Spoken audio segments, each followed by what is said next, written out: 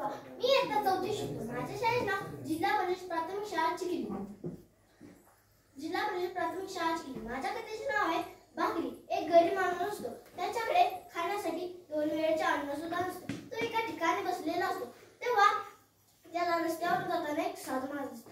तो त्या साधू महाराजांकडे जातो आणि म्हणतो, साधू महाराज, तुम्ही तर महान दिसता आणि मला सांगा की माझ्या भविष्यात असं काय लिहिलंय की मला 2 वेळेचे अन्न सुद्धा मिळत नाही.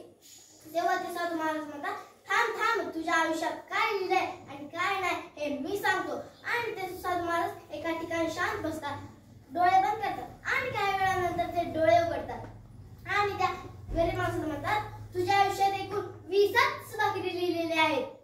तेव्हा तो गरीब माणूस म्हणतो, महाराज, मी आतापर्यंत 2 भाकरी एक संकट बघितलं नाही. तुम्ही मला 20 भाकरी संकट दाखवाल का? तेव्हा ते साधू महाराज म्हणतात, दाखवेल ना, पण तुझ्या बाकीच्या आयुष्याचं काय? तेव्हा तो गरीब माणूस म्हणतो, असू द्या, जाऊ द्या.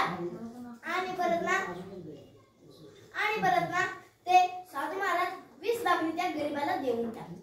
तो गरीब माणूस पहिले त्याची कोर खातो, परत अर्धी खातो, परत तो 1 भाकरी खातो आणि तो 2 भाकरी खाऊन टाकतो आणि त्याचे पोट भरून जाते.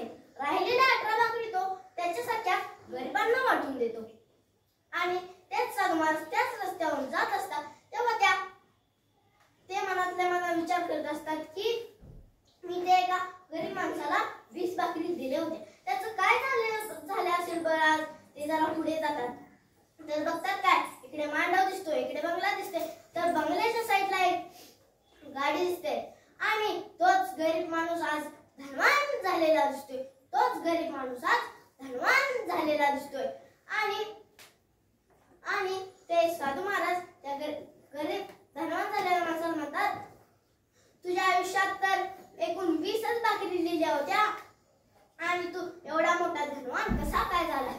तो धनवान म्हणतो, त्या दिवशी महाराज, तुम्ही त्या दिवशी मला 20 भाकरी दिल्या होत्या का नाही? त्यातील मी 2च भाकरी खाऊ शकलो. उरलेल्या 18 भाकरी मी माझ्यासारख्याच गरिबांना वाटून टाकल्या आणि त्याच लोकांनी मला हा बंगला, गाडी आणि व्यवसाय सुरू केलेला आहे. तो मी व्यवसाय बघत 100 लोकांना जेवण वाटण्याचे काम करतो. मी जेवढं लोकांना वाटतो त्याच्यापेक्षा